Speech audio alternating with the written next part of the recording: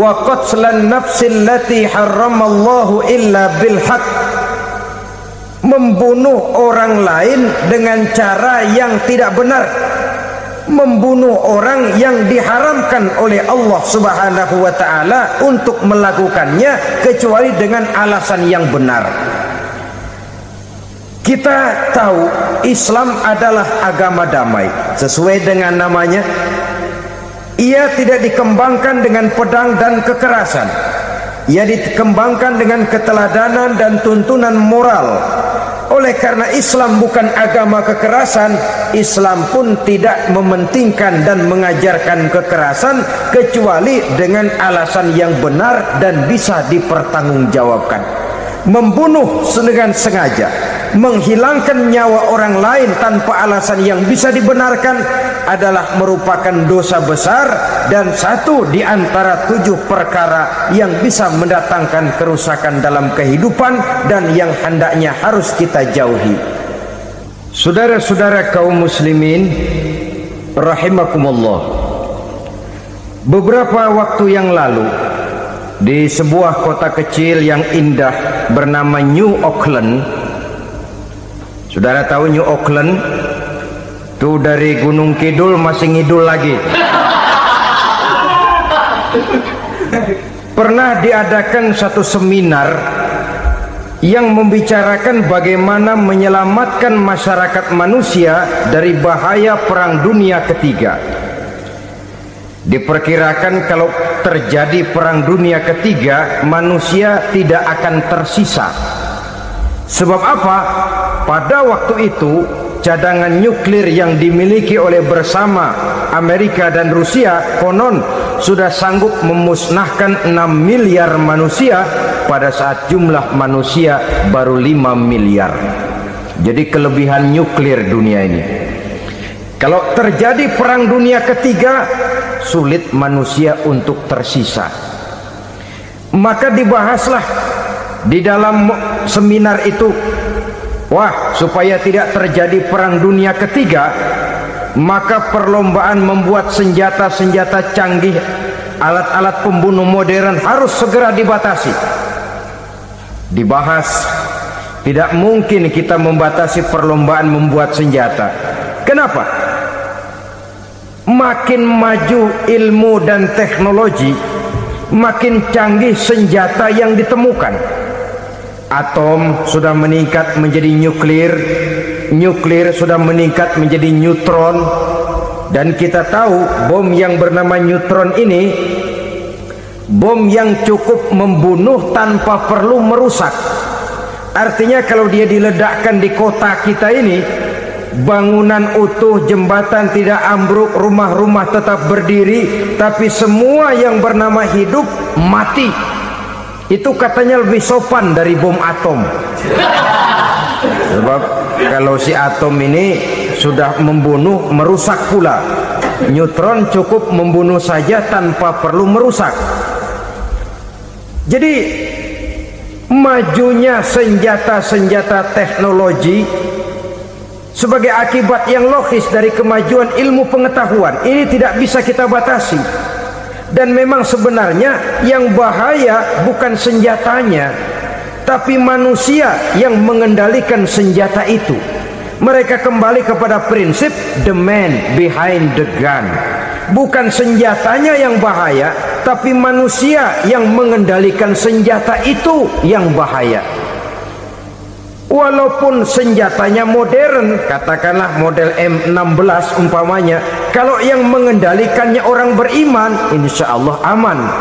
Tapi biar megang cuma senapan angin, kalau yang megang orang brutal, ngeri kita deket-deket. Apalagi kalau memang bukan ahlinya menggunakan senjata, bisa ngeker kaki kena jidat.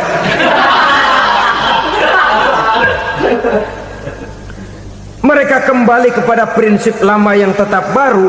Bukan senjatanya yang harus dibatasi, manusia yang mengendalikan senjata itu yang perlu dibicarakan. Nah, kalau begitu, agar manusia tidak mempergunakan senjata sewenang-wenang, apa yang harus kita lakukan? Ya, manusianya harus bermoral. Ya, tapi moral yang mana? Di dunia ini banyak ajaran tentang moral. Itu pun mudah saja. Di sini kan kita undang saja ahli dari berbagai agama untuk membicarakan konsep perdamaian menurut agamanya masing-masing. Baik, setuju itu? Setuju. Maka tampillah para ahli agama, mereka kembali kepada prinsip moral daripada konsep yang terkandung di dalam ajaran agama untuk menegakkan perdamaian. Mula-mula naiklah ahli dari agama Hindu, dibacakan konsep perdamaian menurut ajaran agama Hindu, bahwa untuk damai manusia harus meninggalkan nafsu keduniaannya, menempuh samsara dan sebagainya untuk mencapai nirwana, menjauhi kemegahan dan kemewahan dunia. Ini lalu dibahas, rasanya juga tidak mungkin ini. Kemudian dari agama Nasrani, bahwa untuk damai manusia harus menciptakan sifat kasih sayang. Kalau ditampar pipi kiri, berikan pipi yang kanan. Kalau diberikan selendang, berikan baju. Nanti orang kasihan, lalu dia tidak akan nampar lagi. Ketika ini dibahas, ternyata rasanya pun tidak mungkin bisa diterima. Karena apa? Di zaman sekarang orang ditampar pipi kiri, dikasih pipi kanan. Bukan kasihan, gemes. Damai belum tentu, bonyok udah jelas. Lalu ketika dibacakan konsep perdamaian menurut Quran, di mana disampaikan ayat wa jazaa'u sayyi'atin sayyi'atun misluha faman afa wa aslaha fa ajruhu 'ala Allah. Balasan terhadap satu kejahatan adalah kejahatan yang seimbang, tetapi barang siapa yang memberi maaf dan mencari jalan damai, itulah yang terbaik dan akan mendapat pahala dari Allah Subhanahu wa ta'ala. Kamu tidak salah ditampar pipi kirimu, tampar lagi pipi kirinya sekeras dia menampar pipi kirimu. Nanti orang tidak mau menampar kita karena dia tahu kalau dia tampar kita, dia akan menderita tamparan sekeras dia menampar kita. Akan terjadilah prinsip saling hormat menghormati, tidak saling ganggu, tidak saling usil, tidak saling jahil. Atas dasar ini perdamaian bisa ditegakkan. Mereka bisa menerima konsep ini, tapi kemudian seminar ditutup tanpa satu keputusan resmi. Kenapa? Terus terang mereka kagum dengan konsep Islam, tapi sentimen lama terhadap nilai-nilai Islam telah menutup mata mereka untuk menerima kebenaran dari ajaran Al-Quranul Karim. Saudara-saudara kaum muslimin rahimakumullah, kembali kita kepada persoalan pokok. Roh adalah dari Allah, dia akan kembali kepada Allah, milik mutlak dari Allah. Tidak pantas kita merampasnya dari orang lain. Tidak wajar kita menghilangkannya tanpa alasan yang dibenarkan oleh agama. Di zaman sekarang, akibat persaingan hidup yang makin tajam, lapangan kerja yang makin sulit, tensi ekonomi yang makin tinggi, atau karena nilai moral yang makin rendah, atau juga karena rapuhnya pegangan orang kepada agama, nyawa rasanya sudah sedemikian murahnya.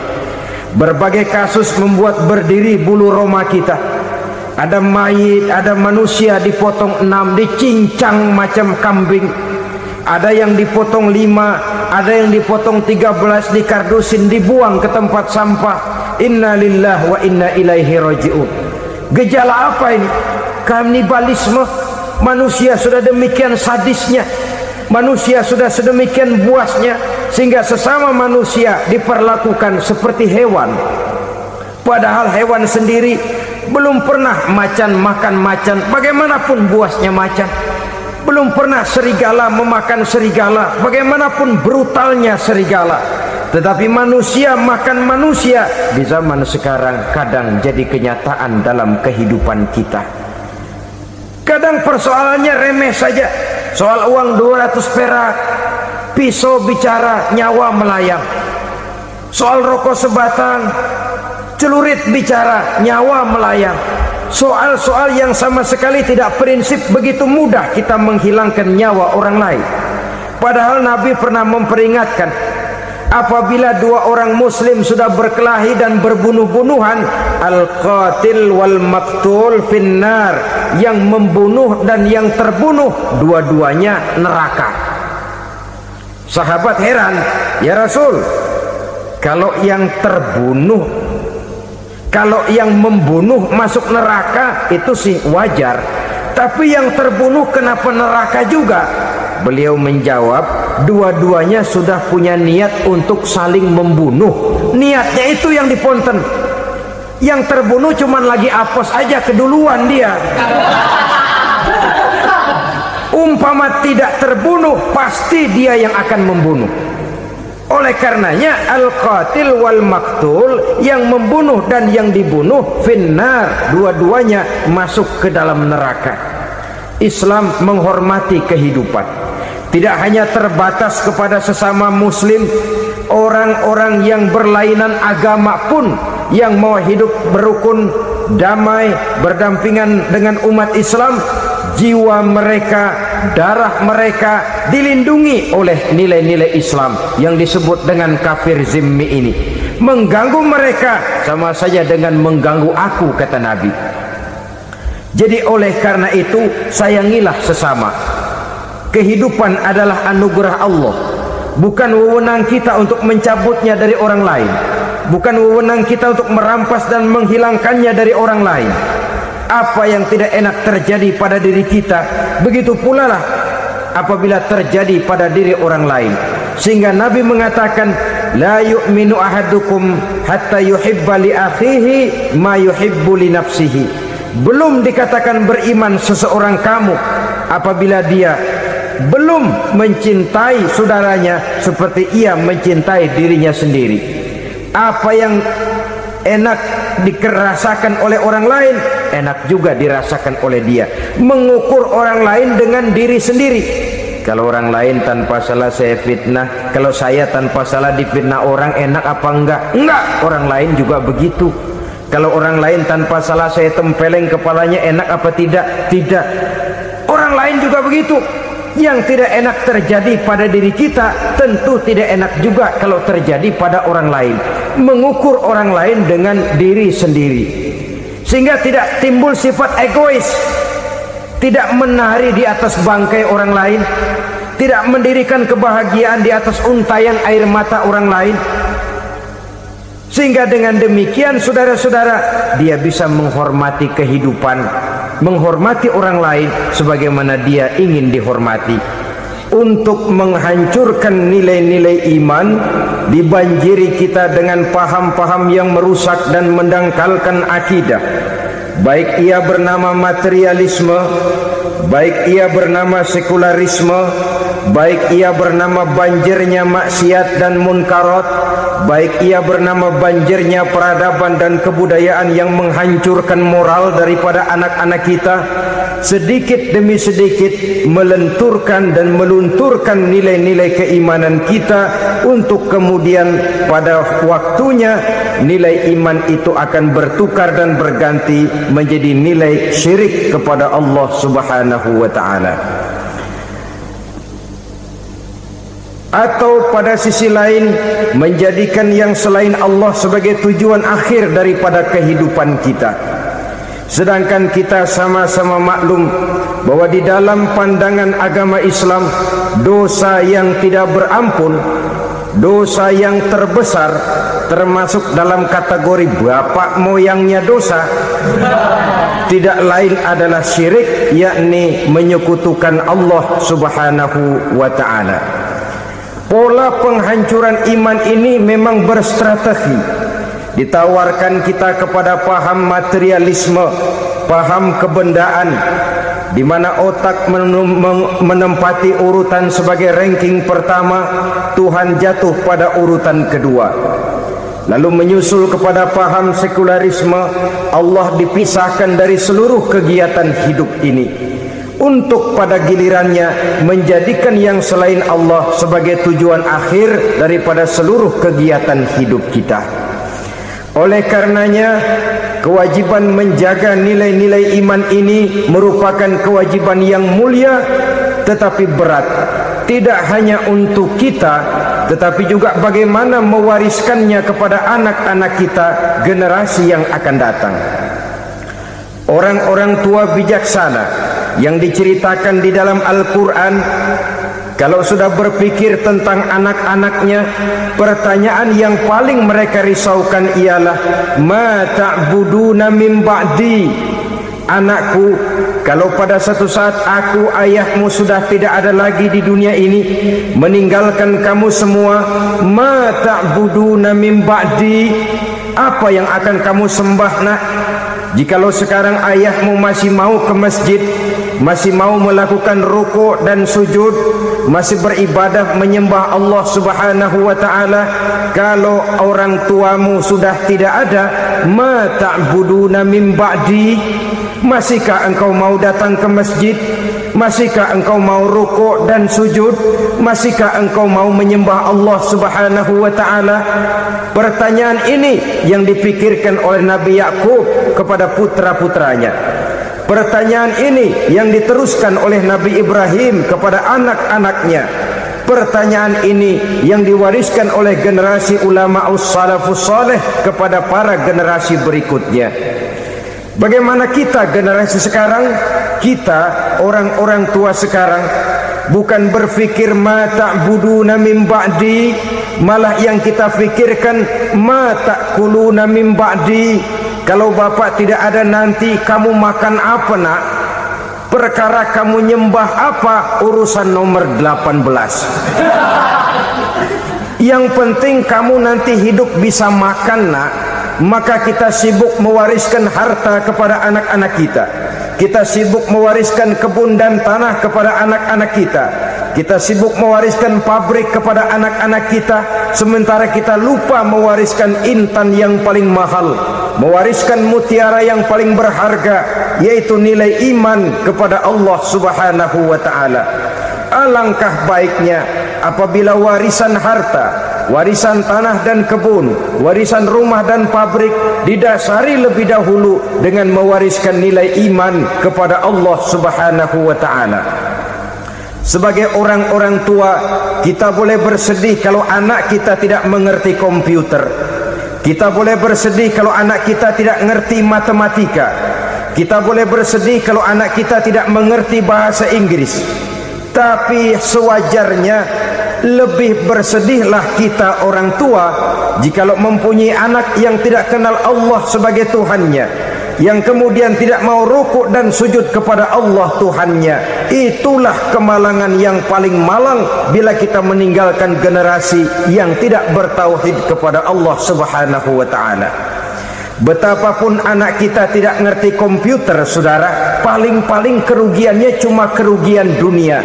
Masuk dia ke alam barzakh, Munkar Nakir tidak akan sempat tanya kau belajar komputer apa tidak. Kumpul dia di padang mahsyar, malaikat juga tidak akan tanya matematikamu nilainya berapa. Yang ditanya kau kenal Allah, kau rukuk dan sujud kepadanya, kau pernah datang ke masjid. Oleh karena itu sekali lagi, menjaga nilai iman tidak hanya untuk kita, tetapi juga mewariskannya kepada anak-anak kita, generasi yang akan datang. Sungguh kemalangan yang paling besar apabila kita meninggalkan anak-anak kita. Mereka kita tinggalkan lemah ekonominya, itu tidak baik. Mereka kita tinggalkan lemah otaknya, itu pun akan membuat mereka tertinggal oleh yang lain. Tapi yang paling celaka jikalau kita tinggalkan mereka dalam kondisi lemah imannya, rapuh akidahnya, tidak baik dan tidak betul keyakinan hidupnya. Oleh karena itu Nabi berpesan, jauhilah 7 perkara yang merusak. Yang pertama, syirik kepada Allah Subhanahu wa taala. Menyekutukan Allah baik dalam ucapan, dalam keyakinan ataupun dalam perbuatan.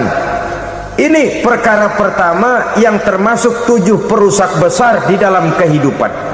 Kalau sudah jatuh kita ke lembah syirik, bagaimanapun banyak kebaikan yang kita kerjakan, berjiwa sosial, bertangan pemurah, gemar menolong orang lain, kalau memang dasarnya syirik, maka seluruh kebaikan kita akan hancur, tidak akan ada nilainya dalam pandangan Allah Subhanahu wa taala. Dalam pandangan manusia mungkin kita dicatat sebagai orang sosial, gemar menolong orang lain, tidak berpangku tangan melihat orang yang mendapat kesulitan. Tapi oleh karena dasarnya syirik, dasarnya tidak mentauhidkan Allah, maka seluruh nilai kebaikan yang kita kerjakan tidak akan ada nilainya dalam pandangan Allah Subhanahu wa ta'ala. Maka jagalah iman kita jangan sampai dihinggapi penyakit syirik yang bagaimana kecilnya sekalipun. Sekali lagi, baik syirik dalam bentuk ucapan, syirik dalam bentuk keyakinan, sampai kepada syirik dalam bentuk perbuatan, kita berhindar kepada sifat-sifat yang sedemikian itu. Karena apa?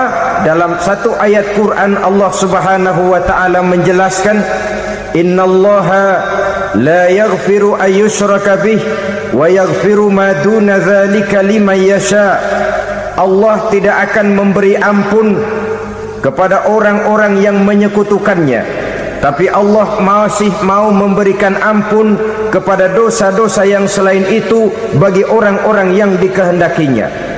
Dosa selain syirik, apabila kita bertaubat, Allah masih mau mengampuni. Tapi kalau sudah jatuh ke tempat syirik, itu sudah dosa yang tidak berampun. Taubatnya tidak lain melepas syirik, kembali kepada tauhid, berkeyakinan bahwa hanya ada Allah Subhanahu wa ta'ala, Tuhan satu-satunya yang lam yalid walam yulad walam yakul lahu kufuwan ahad. Tidak beranak, tidak pula diperanakkan, dan tidak satupun yang dapat menyerupai Tuhan Allah Subhanahu wa ta'ala. Saudara-saudara kaum muslimin rahimakumullah, bahwa kita di zaman sekarang memang tidak menyembah berhala, ya. Bahwa kita tidak berterang-terangan mengatakan Tuhan lebih dari satu, memang. Bahwa kita tidak berkeyakinan Tuhan itu punya anak atau diperanakkan, tentu. Tapi dalam perbuatan dan i'tiqad, kita kadang-kadang jatuh tanpa kita sadari ke tempat yang bernama syirik ini. Oleh karenanya, di zaman di mana teknologi makin canggih, di mana kemajuan pembangunan makin menjangkau berbagai aspek kehidupan, diperlukan keseimbangan antara kemajuan fisik material dengan kemajuan mental spiritual. Apabila tidak ada keseimbangan yang terwujud, tentulah kepincangan yang diawali dengan pincangnya cara kita berpikir, sehingga pada akhirnya akan mengarah kepada pincangnya cara kita berbuat dan bertindak di dalam kehidupan kita. Oleh karena itu Nabi berpesan, jauhilah sifat syirik, karena syirik merupakan dosa yang teramat besar. Ini sifat merusak yang pertama. Yang kedua, kata Nabi, wasihra, jauhilah sihir. Sihir ini juga termasuk perkara yang merusak kehidupan. Kita semua sama-sama maklum bahwa sihir sebenarnya bukan persoalan baru. Sejak sebelum datang Islam, sihir itu sudah ada. Di zaman Yunani kuno, sihir ada.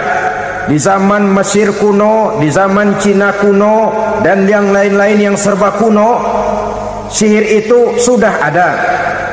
Bahkan para nabi pun, para rasul yang diutus oleh Allah Subhanahu wa ta'ala, senantiasa berhadapan dengan ahli-ahli sihir untuk menguji kebenaran dari misi yang mereka bawa.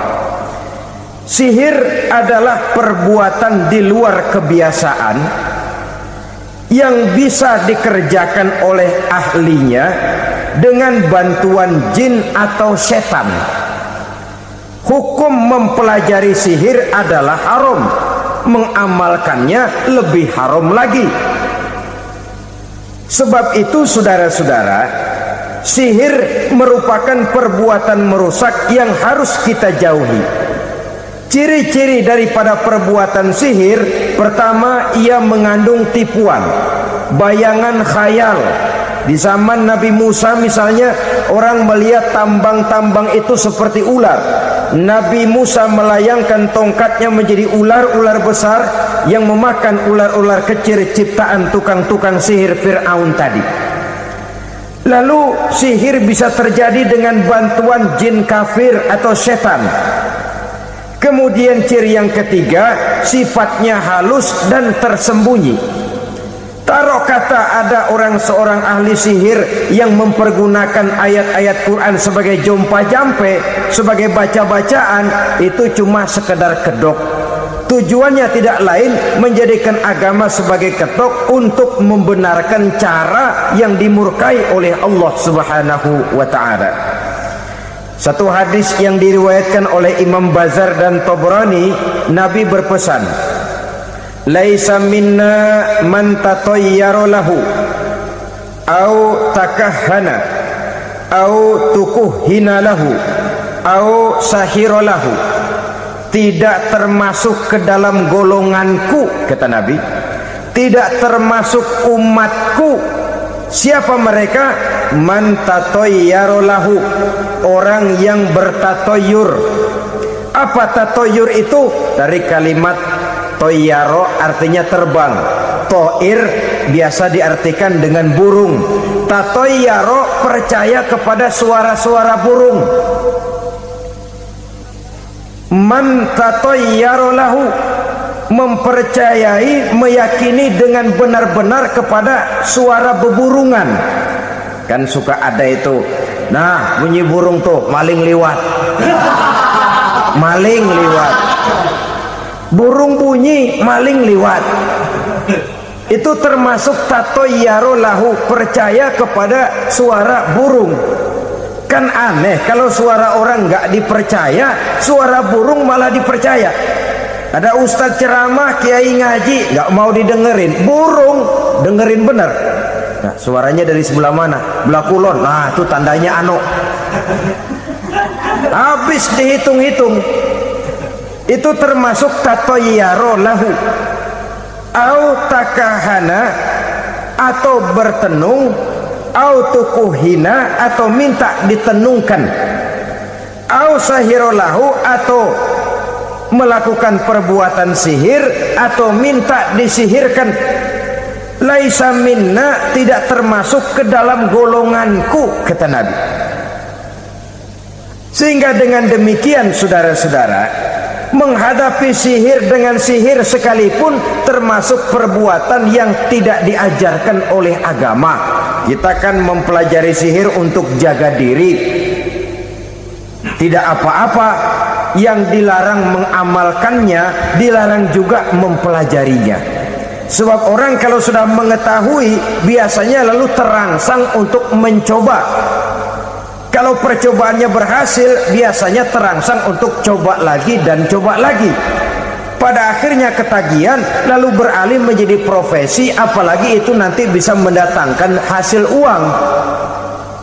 Saudara-saudara kaum muslimin rahimakumullah, kita manusia makhluk nyata. Kita hidup di alam nyata, terikat oleh sunnatullah, causality.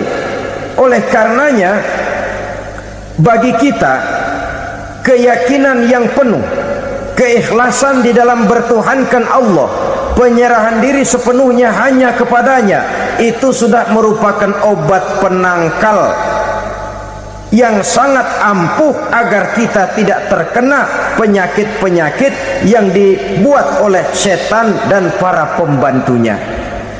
Sehingga beberapa ayat Quran mengajarkan, misalnya a'udzu bikalimatillahi tammati min syarri ma khalaq, atau bismillazi la yadurru ma'asmihi syai'un fil ardi wala fis sama, dengan menyebut nama Allah yang tidak bisa mendatangkan bahaya sedikit pun, dari baik yang datang dari langit maupun yang datang dari bumi. Jiwa yang kosong dari keyakinan yang penuh kepada Allah, jiwa yang penuh was-was dan ragu-ragu, itu yang mudah terserang oleh penyakit-penyakit yang dikerjakan oleh para tukang-tukang sihir, yaitu oleh setan dan seluruh para pembantunya. Kemudian hadis kedua yang diriwayatkan oleh Imam Ibnu Hibban, Nabi bersabda, la yadkhulul jannata mudminu khamrin wala mu'minu bisihrin wala qati'u rahmin. Tidak masuk surga Ini Nabi yang bilang, tidak masuk surga. Siapa itu? Pertama, mudminu khamrin, orang yang berkekalan dalam mabuk. Selalu mudminun itu sudah menjadi perbuatan rutinnya, tidak kapok-kapoknya, teler seumur hidup. Mudminu khamrin, tidak masuk surga orang yang selalu bermabuk-mabukan. Yang kedua, wala mu'minu bisihrin, orang mukmin tapi main sihir. Ini juga oleh Nabi diperingatkan, tidak akan masuk surga orang mukmin tapi suka main sihir. Wala qati'ur rahmin, dan tidak juga orang yang memutuskan silaturahmi. 3 macam manusia yang diperingatkan Nabi tidak akan masuk surga: orang yang selalu mabuk, orang mukmin yang main sihir, dan orang yang memutuskan silaturahmi. Saudara-saudara kaum muslimin rahimakumullah. Lalu orang berkata, kenapa dilarang kita bersihir padahal Rasul sendiri kan punya mukjizat? Nah, kita memang harus membedakan antara mukjizat dengan sihir. Dalam kehidupan agama kita kenal ada yang namanya mukjizat, ada yang namanya karomah atau keramat biasa diucapkan, ada yang namanya maunah, ada yang namanya irhas, ada juga yang namanya sihir. Kesemuanya ini berbeda, saudara-saudara. Yang dinamakan mukjizat itu khusus untuk para rasul saja. Satu kejadian luar biasa yang terjadi dilakukan oleh Rasul atas izin dari Allah Subhanahu wa ta'ala. Perbedaannya dengan sihir jelas. Sihir dari setan, mukjizat dari Allah. Sihir bisa dipelajari, mukjizat tidak. Sihir umumnya untuk maksud-maksud yang tidak baik, sedangkan mukjizat untuk memperkuat kebenaran yang disampaikan oleh para rasul dan ditentang oleh umatnya.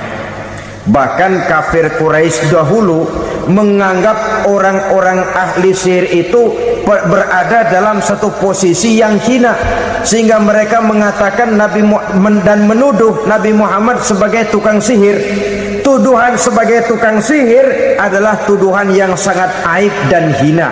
Di tengah masyarakat kufar jahiliyah, kedudukan tukang sihir dipandang sebagai kedudukan yang hina, sehingga mereka mengejek Nabi dengan sebutan tukang sihir. Jadi mukjizat hanya untuk Rasul saja.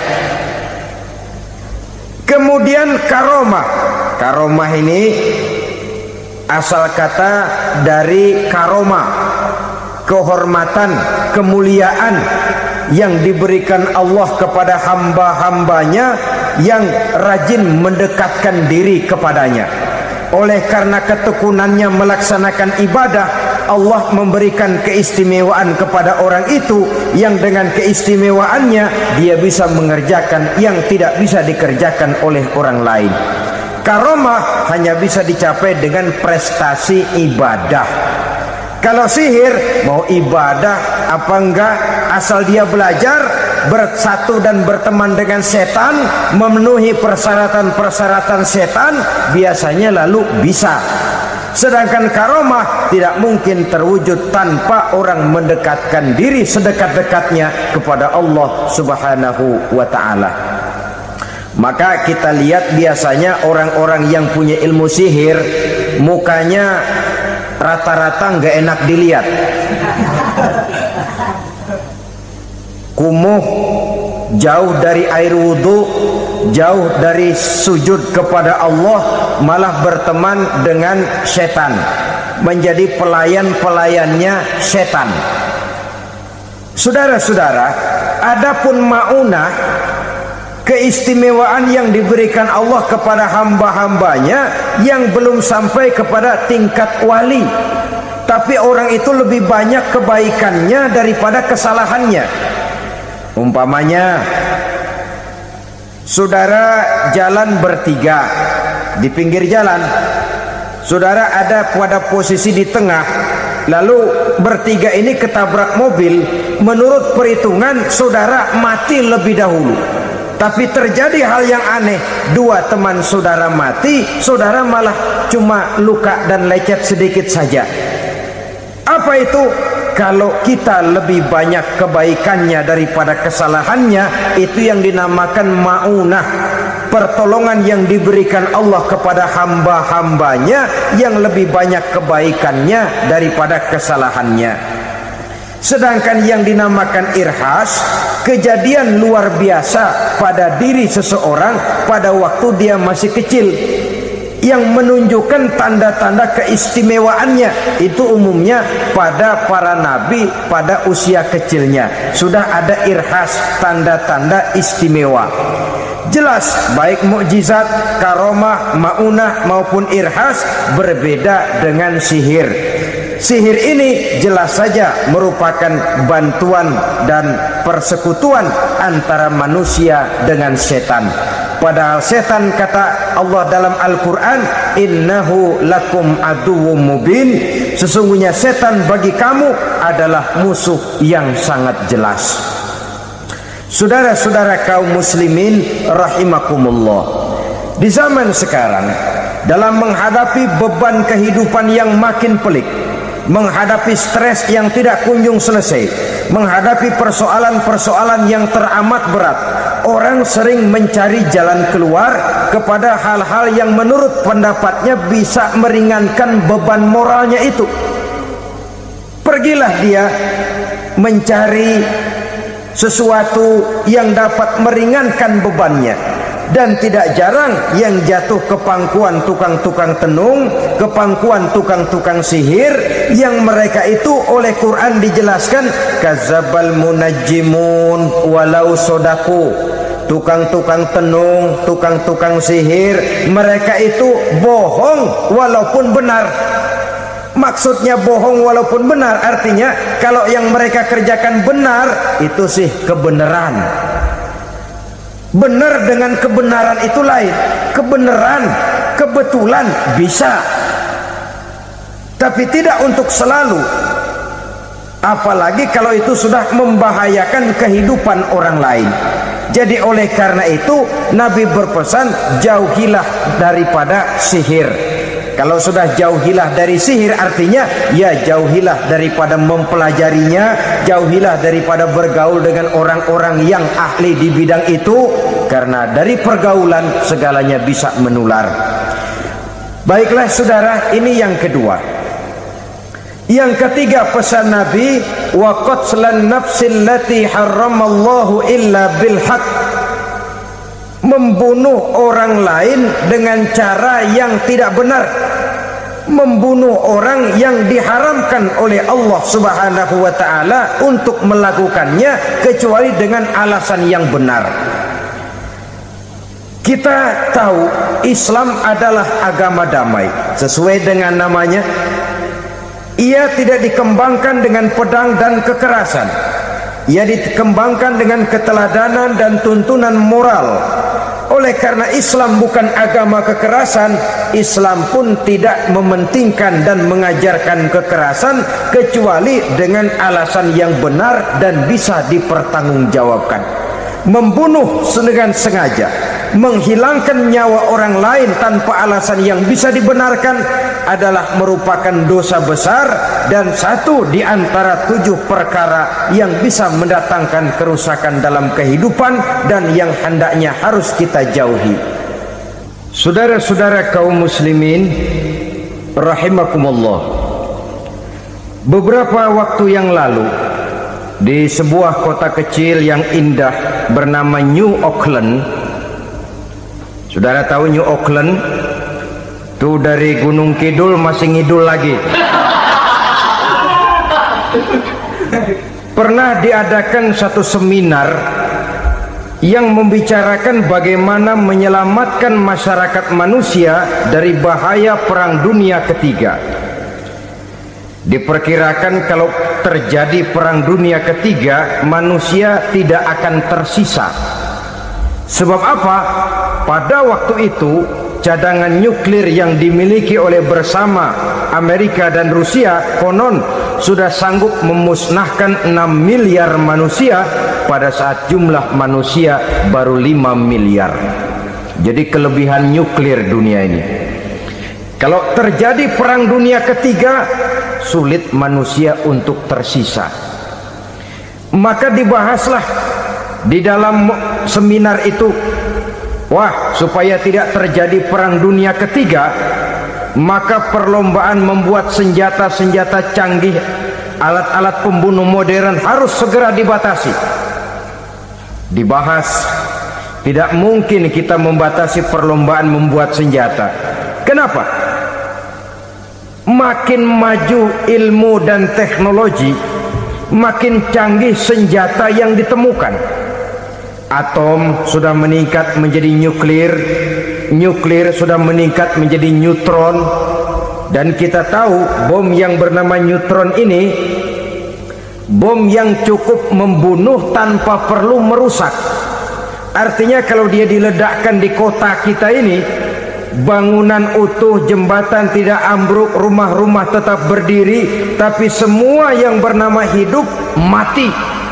Itu katanya lebih sopan dari bom atom.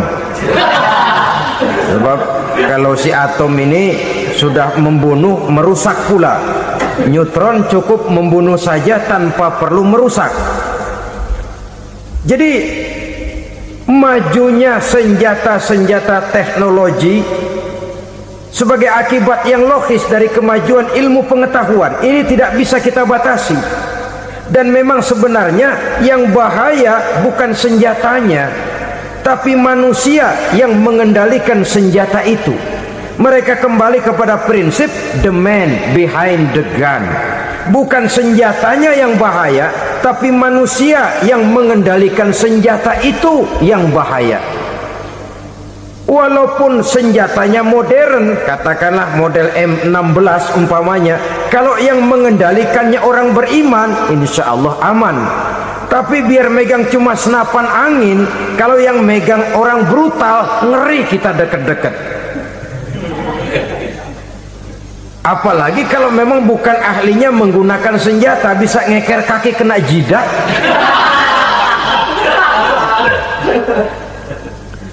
Mereka kembali kepada prinsip lama yang tetap baru. Bukan senjatanya yang harus dibatasi, manusia yang mengendalikan senjata itu yang perlu dibicarakan. Nah, kalau begitu, agar manusia tidak mempergunakan senjata sewenang-wenang, apa yang harus kita lakukan?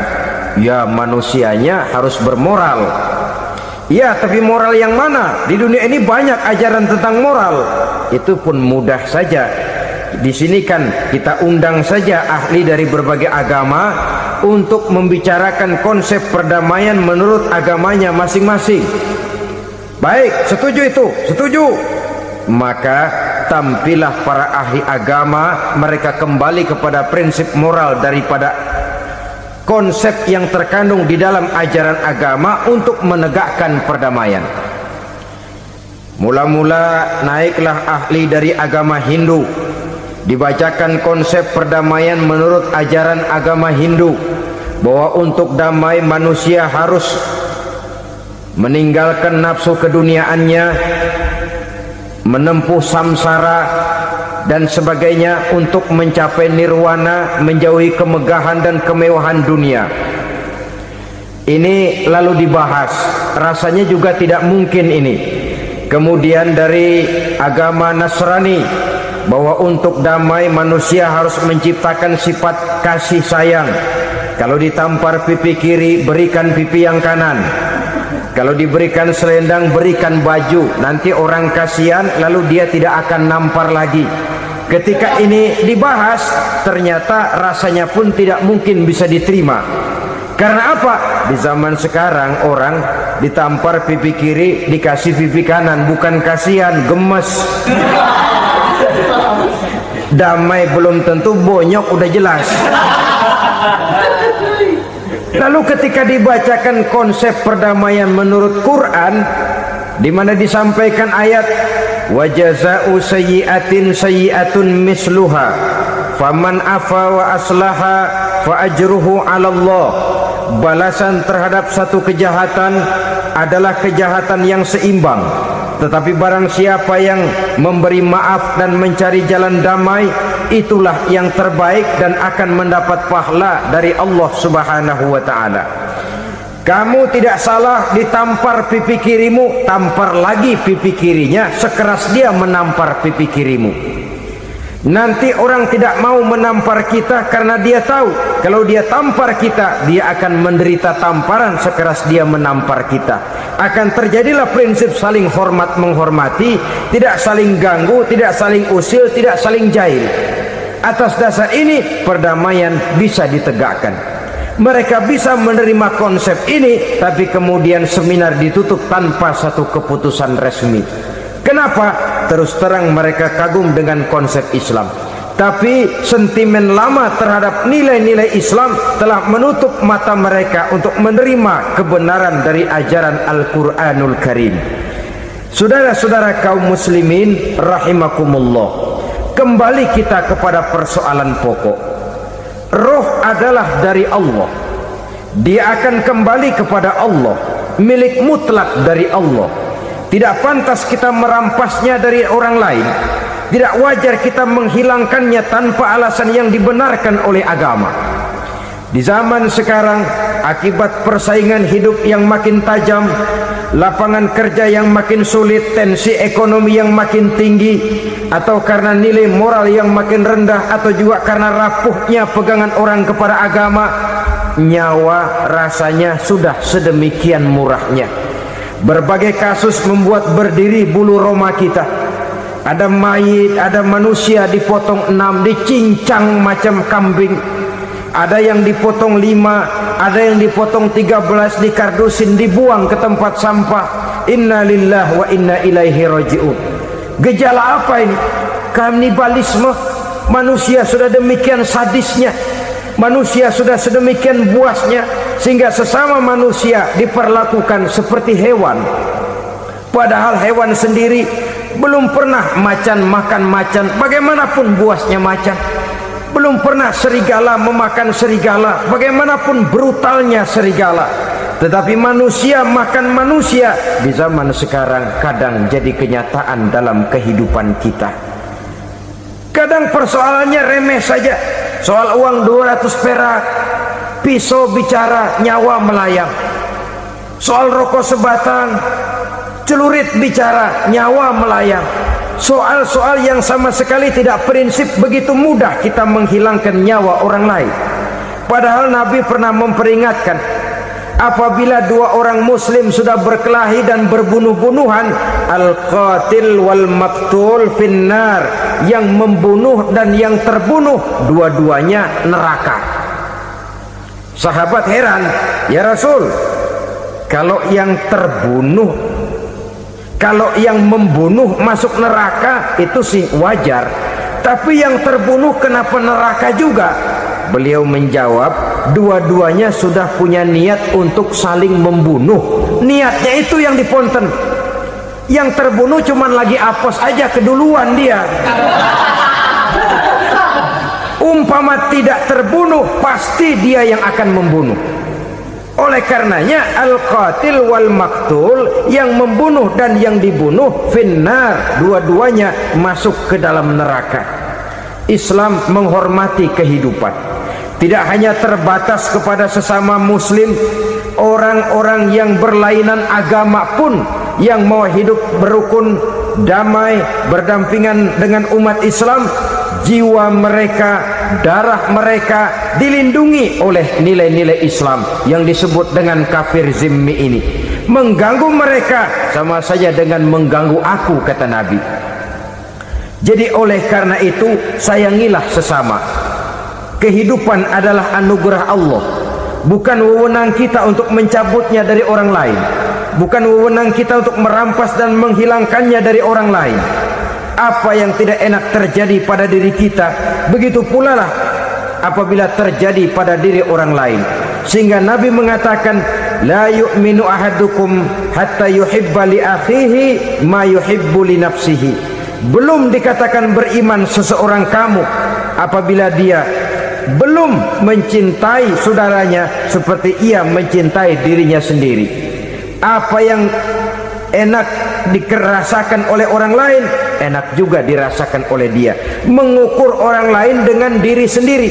Kalau orang lain tanpa salah saya fitnah, kalau saya tanpa salah difitnah orang, enak apa enggak? Enggak, orang lain juga begitu. Kalau orang lain tanpa salah saya tempeleng kepalanya, enak apa tidak? Tidak. Orang lain juga begitu. Yang tidak enak terjadi pada diri kita, tentu tidak enak juga kalau terjadi pada orang lain. Mengukur orang lain dengan diri sendiri, sehingga tidak timbul sifat egois, tidak menari di atas bangkai orang lain, tidak mendirikan kebahagiaan di atas untayan air mata orang lain. Sehingga dengan demikian saudara-saudara, dia bisa menghormati kehidupan, menghormati orang lain sebagaimana dia ingin dihormati. Inilah perbuatan ketiga yang merusak, membunuh orang lain dengan yang diharamkan Allah tanpa alasan yang benar. Yang ketiga. Kemudian yang keempat, perbuatan merusak wa aklar riba, makan riba. Hidup adalah tolong menolong. Bahasa kerennya take and give katanya. Saling memberi dan saling menerima. Nabi mengajarkan man kuraba kurbatan min kurabid dunya karaballahu lahu kurbatan min kurabi yaumal qiyamah. Wallahu fi aunil abdi madamal abdu fi auni akhihi. Siapa yang meringankan beban dari beban-beban yang dirita seseorang di dalam kehidupan dunia, Allah akan meringankan bebannya daripada beban-beban yang harus dipikulnya di hari kiamat nanti. Wallahu fi aunil abdi madamal abdu fi auni akhihi. Allah senantiasa akan menolong seorang hamba selama hamba itu masih mau menolong saudaranya. Allah selalu akan menolong seorang hamba selama hamba itu masih mau menolong saudaranya. Apabila kita sudah berpangku tangan terhadap kesulitan orang lain, biasanya pun pada saat kita mendapat kesulitan, kita akan sulit juga memperoleh pertolongan. Nah, riba alias renten, kedoknya adalah menolong orang, tapi sama juga bulu buntutnya dilepas, palanya dicekek. Menolong orang pada akhirnya menjadi beban bagi seseorang. Dan memang mencari orang-orang yang berada dalam posisi kesulitan, biasanya di daerah-daerah di mana musim paceklik, jadi lapangan kerja sulit, sedangkan urusan perut tidak bisa ditunda. Akhirnya orang terjebak ke dalam rentenir, ke dalam riba, ke dalam renten. Bunga berbunga, sehingga satu saat jumlah bunganya bisa lebih besar dari jumlah pinjaman pokoknya. Kemudian kalau juga ternyata tidak bisa dibayar, rumah jadi taruhan. Memang rumah satu-satunya, begitu rumah ditarik mulain camping. Bukankah pada akhirnya akan mewariskan kesengsaraan? Oleh karena itu, kepada kita berusahalah jangan berhubungan dengan rentenir, jangan makan renten dan riba.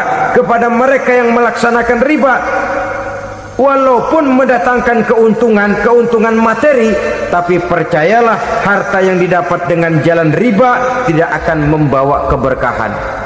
Manakala tidak membawa keberkahan, dia tidak akan mendatangkan ketenangan di dalam kehidupan kita.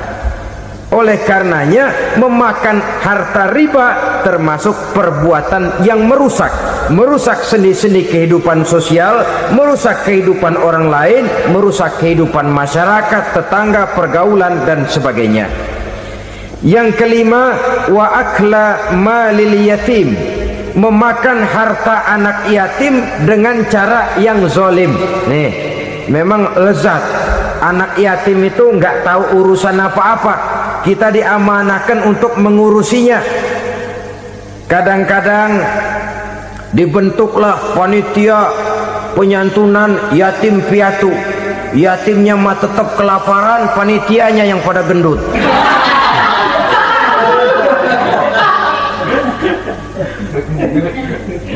Padahal memakan harta anak yatim termasuk perbuatan dosa besar, dan menjantuni yatim merupakan perbuatan mulia. Nabi mengatakan, ana wa kafilul yatim kahataini yaumal qiyamah. Aku dan orang-orang yang menyantuni anak yatim seperti dua jari ini pada hari kiamat nanti. Dekat sekali.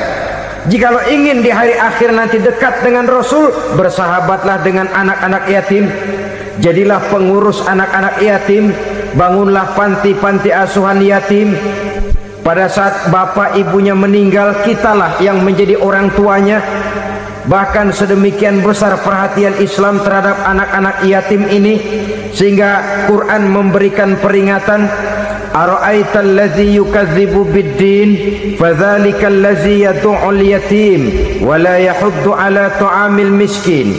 Tahukah kamu siapa orang yang mendustakan agama, beragama tapi dianggap dusta, solatnya dusta, puasanya dusta karena agamanya sudah berdusta.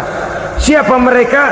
Fazalikal ladzi yad'ul yatim, orang yang menyia-nyiakan anak yatim, wala yahuddu ala ta'amil miskin, dan tidak pernah memberi makan kepada orang-orang yang menderita kemiskinan.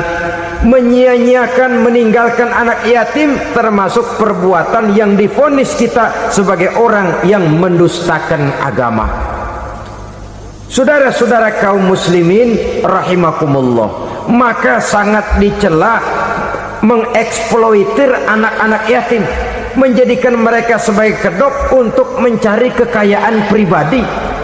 Tetapi jikalau ikhlas, ganjarannya sangat besar, nilai pahalanya sangat besar. Menyantuni yatim tidak hanya setahun sekali. Kalau Muharram pakai istilah lebaran yatim, dibentuklah panitia, diberilah beras, uang 45.000 rupiah, alhamdulillah. Tapi jangan lupa, si yatim tidak hidup cuma satu hari. Dia tidak hidup cuma di bulan Muharram saja, dia hidup 12 bulan dalam setahun. Sebagaimana anak-anak yang lain, dia juga berhak punya masa depan. Dia juga berhak menikmati bangku sekolah. Dia berhak mengenyam arti dan makna pendidikan. Dia berhak membekali diri dengan ilmu dan pengetahuan seperti halnya anak-anak yang lain. Maka kita yang diberikan keluasan oleh Allah, ingatlah itu, bersahabatlah dengan anak-anak yatim, santuni mereka. Perkara setahun sekali di bulan Muharram, alhamdulillah, itu bagus, bin Thayyib alias baik. Tapi tentu dan tentu sekali lagi, si yatim tidak hanya hidup di bulan Muharram. Dia hidup 12 bulan dalam setahun, 24 jam di dalam sehari. Oleh karenanya, menyia-nyiakan mereka pada saat posisi kita memang mampu akan memojokkan kita dalam satu posisi di mana kita dianggap sebagai orang yang mendustakan agama, memakan harta anak yatim dengan cara yang zolim. Bapaknya udah meninggal, kebunnya lebar, anaknya dikelecehin. Nah, dah kamu nggak usah pusing, nanti saya yang ngurus. Akhirnya bukan ngurus, nguras. Si yatim mungkin tidak tahu bahwa dia disia-siakan, haknya diambil, miliknya dizolimi. Tapi Allah yang akan membalasnya dengan seadil-adilnya. Maka makan harta anak yatim biasanya balasannya tokcer bin paten. Nggak banyak selang tempo itu, nggak percaya cobain dah. Nyobain aja kan nggak bayar, umpama. Memakan harta anak yatim dengan cara yang zolim, ganjarannya biasanya kontan. Kenapa? Ratapan si miskin, untayan air matanya, jeritan kepedihan hatinya, membuka pintu langit, permohonannya diijabah, getaran hatinya didengarkan oleh Allah. Maka balasannya biasanya kontan, spontan, tidak menunggu waktu terlalu lama. Itu di dunia, belum lagi di akhirat nanti. Bukankah dalam riwayat Mi'raj diceritakan Nabi melihat di neraka itu orang perutnya sebesar rumah. La haula wala quwata. Itu perut kayak rumah, bagaimana jalannya tuh?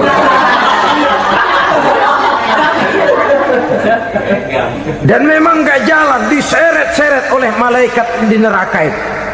Hancur perutnya, amburadul itu perut. Berantakan isinya, dibulatkan lagi, diseret lagi, hancur lagi, dibulatkan lagi. Sampai Nabi tanya, orang itu begitu berat siksanya kenapa ya Jibril? Itu Muhammad, waktu di dunia dulu rakus banget makan harta anak yatim. Begitu vonisnya, begitu menyedihkan nasibnya di akhirat. Tapi di dunia pun ketidakberkahan itu sudah membayangi kehidupannya. Oleh karena itu, kepada saudara-saudara yang mendapat titipan anak yatim, berbahagialah, karena semulia-mulia rumah adalah rumah yang di dalamnya ada anak yatim yang disantuni. Sehina-hina rumah adalah rumah di mana di dalamnya ada anak yatim yang disia-siakan. Begitu kata Nabi kita. Rumah yang paling mulia dalam pandangan Allah, rumah yang di dalamnya ada anak yatim yang disantuni. Rumah yang paling hina dalam pandangan Allah, rumah yang di dalamnya ada anak yatim yang nasibnya disia-siakan. Berbahagialah saudara apabila menjadi penyantun anak-anak yatim, pelindung mereka, sehingga mereka mempunyai masa depan sebagaimana anak-anak lainnya. Rasulullah sendiri sedemikian peka terhadap keadaan anak-anak yatim karena beliau sendiri memang mengalami. Umur 6 bulan dalam kandungan ibu, beliau sudah ditinggalkan oleh ayahnya. Pada saat berusia 6 tahun ibu sudah meninggal. Yatim piatu dalam usia di mana beliau sedang perlu belas kasih seorang ibu dan pengertian seorang bapak. Kepekaan itu lalu timbul, bahkan kemudian sampai kepada beliau berkata, aku dan orang yang menyantuni anak yatim seperti jari tengah dan jari telunjuk di hari akhirat nanti. Sedemikian dekatnya. Baiklah ya, jadi yang kelima, memakan harta anak yatim. Jauhi, karena ini perbuatan yang merusak. Yang keenam, watawalli yaumaz zahfi, melarikan diri pada hari pertempuran. Apa ini? Khianat, tidak konsekuen dengan konsep perjuangan. Pada mulanya keras benar teriak berantas korupsi, ganyang korupsi, cuma karena belum dapat giliran. Begitu dia naik dapat kesempatan, korupsinya lebih edan dari yang diteriakinya. Ini termasuk tawalli yaumaz zahfi, berpaling pada hari peperangan. Di saat menghadapi musuh, kalau belum kelihatan musuh, teriaknya nyaring bener, jangan takut demi kebenaran sampai titik darah yang paling penghabisan. Musuh belum kelihatan. Begitu musuh sudah kelihatan, paling dulu lari ke belakang. Kalau diajak berjuang ada saja alasannya. Sehingga Quran memberikan peringatan kepada kita semua. Mengapa kamu ini berat? Kalau sudah diajak berjuang di jalan Allah, kakimu seperti terhunjam berakar di perut bumi. Berat untuk melangkah berjuang. Lari dari pertempuran tidak konsekuen dengan konsepsi perjuangan. Mau enaknya saja dalam kondisi yang sulit lalu berpangku tangan. Ini termasuk ciri munafik yang di dalam Al-Quran disindir dengan bahasa kullama adha'a lahum masyaufi wa iza azlama alaihim qamu. Waktu terang mereka jalan, giliran gelap mereka mandek. Artinya, maksudnya kalau giliran ada untungnya aja rame-rame teriak Islam. Tapi begitu diminta berjuang, dituntut berkorban, rame-rame mundur. Waktu dilihat di Islam ada untungnya, rame-rame teriak Islam. Pak, saya Islam banget, Pak. KTP saya Islam, Pak. Pokoknya Islam banget dah. Tapi ketika diminta berjuang, dituntut sedikit berkorban, rame-rame mengundurkan diri.